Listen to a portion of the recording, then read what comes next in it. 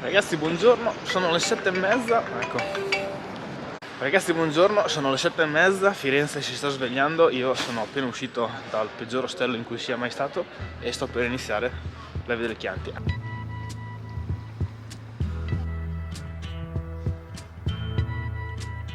Tra i 4 cammini che stavo percorrendo era quello su cui avevo raccolto meno informazioni e che mi lasciava con più punti interrogativi.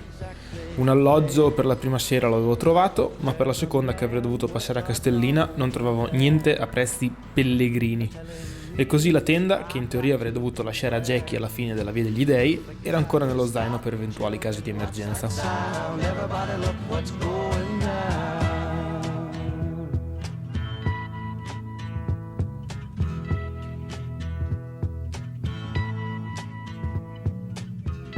Questa è considerabile arte moderna o è coglioneria moderna? Cioè, perché adesso è marrone come le foglie, quindi si intona anche, però non capisco. Allora, mentre faccio questa pausa banana dopo 2 ore abbondanti che sto camminando, dico che le gambe non vanno bene, però tutto sommato riesco anche ad andare, quindi almeno stasera dovrei arrivarci. Poi che vada tachipirina e via.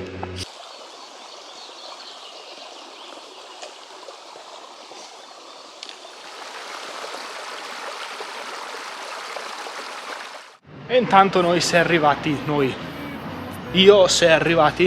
a San Casciano in Val di Pesa, che sarebbe la prima tappa in realtà di questo cammino. Per me è metà, perché io farò anche la seconda per arrivare a Badia Passignano. Sì, perché le prime 2 tappe unite avevano una lunghezza affrontabile, mentre le altre 2, anche date le condizioni delle mie gambe, avrei preferito rispettarle come da guida, ma quello lo avrei scoperto il giorno dopo.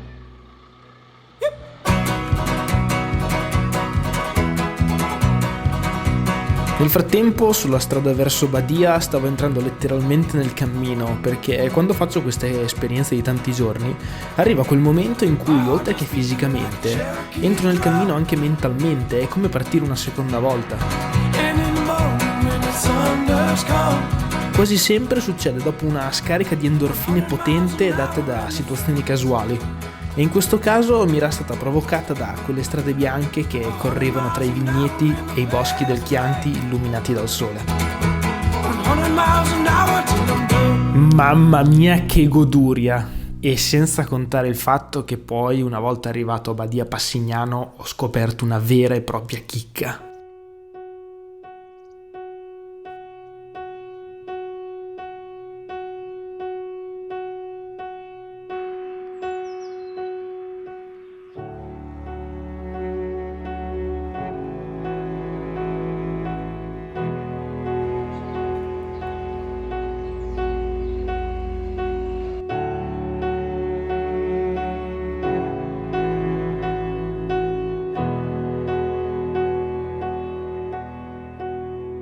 Where the doors are moaning all day long,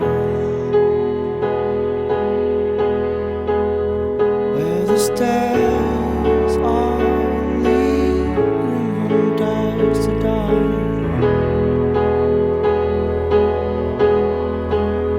where the windows are breathing in the light.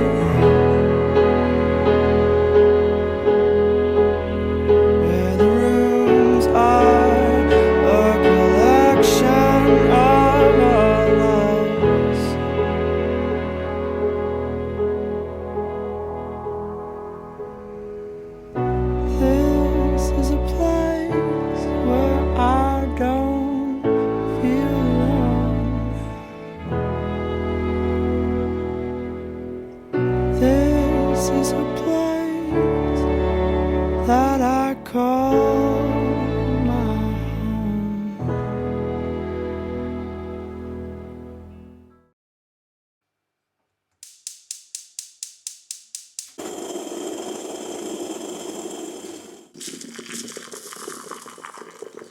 Le prospettive per quella giornata erano 3. La prima era quella di arrivare in parrocchia Castellina in Chianti e chiedere ospitalità perché ancora non avevo trovato alloggi a prezzi abbordabili. La seconda era quella di usare la tenda, ma camp spot non li avevo studiati e soprattutto il meteo avrebbe fatto le bizze quel giorno, quindi non c'era da farci troppo affidamento. La terza era quella di fare 42 km fino a Siena e quindi proprio per essere sicuro di poterle affrontare tutte e tre mi ero svegliato alle 5:30 per essere sicuro che 42 km ci sarebbero stati. Quindi sì, partenza che non è stata proprio l'insegna del divertimento, ma d'altronde le prospettive di giornata erano quelle.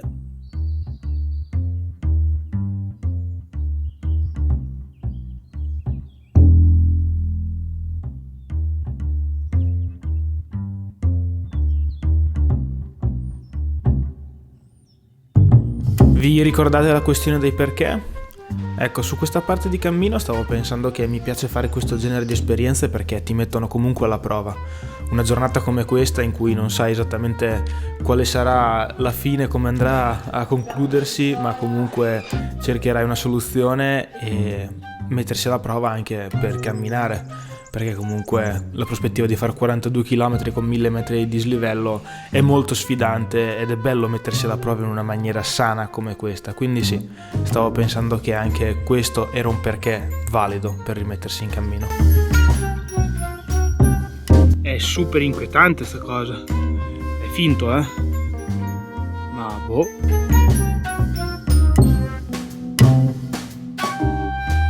Non so perché, ma camminare in mezzo alle foreste dopo un po' diventa mentalmente stancante. Poi si aprono i panorami, recupero un po'.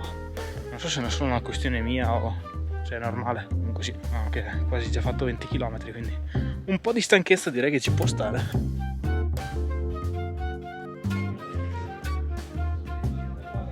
Ho appena chiesto al ristorante qua di fronte e mi hanno detto che questa qua è la porta della casa del prete. L'oratorio c'è, delle aule ne avranno anche, incrociamo le dita. Allora, niente da fare, in parrocchia c'è un gruppo di scout e mi hanno detto che non c'è posto. Adesso sono venuto a vedere un affittacamere ma è chiuso. Niente, adesso faccio così, vado a mangiare, mi riempio lo stomaco perché ho una fame allucinante. Poi ragiono e vedo cosa fare, che è meglio ragionare sempre a pancia piena. Mi ero seduto a quel bar col morale a terra. Ero arrivato un gran vento freddo, la stanchezza si faceva sentire e il meteo non prometteva niente di buono, quindi la prospettiva tenda l'avevo bocciata. Preso da quello stato d'animo, avevo anche pensato di prendere un mezzo fino a Siena, ma essendo giorno di festa non ce n'erano. E nel frattempo però lo stomaco si stava riempiendo e i pensieri diventavano più lucidi. E così, dopo aver comprato qualcosa da mangiare e prenotato un letto a Siena... Niente, quindi indovinate un po'? Cammino. Dai vecchio, che altri 22 km con lo stomaco pieno li fai, su! E lo capisco che alle volte è dura, ma prima o poi ti devi abituare alle strade in salita che ci portano al mare, a una vita sperduta fra la gioia e il dolore. Balla sui problemi e non pensarci più, togliti le scarpe, accendi la TV, spogliati ed esprimi un desiderio. Se il tempo corre io faccio il contrario, e se lavoro è per non farlo dopo, ma dopo quando se lavoro sempre, e se mi stanco è per il mio futuro, quale futuro se guadagno niente? E allora prendi queste mani e bevici. Sono in una situazione un po' così.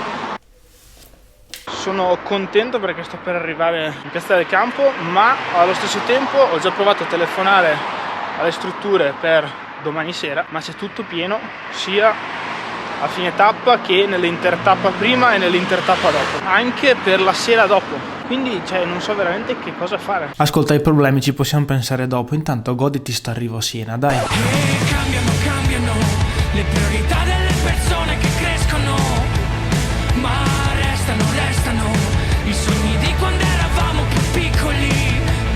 E adesso dimmi che mi accetti lo stesso, dimmi che il futuro non è scritto, dimmi che mi accetti lo stesso, dimmi che il futuro non è scritto. E finalmente mi viene da ridere, da piangere.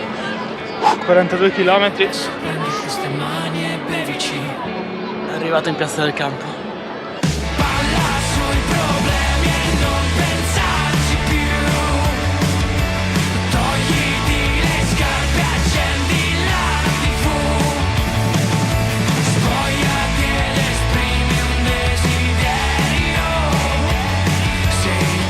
effetti ero arrivato bello stanco a Siena e appunto tutte le emozioni che poi fa scaturire la stanchezza l'avevo riversato in una clip in cui vi spiegavo la situazione, ma sembrava veramente che stessero succedendo delle tragedie greche.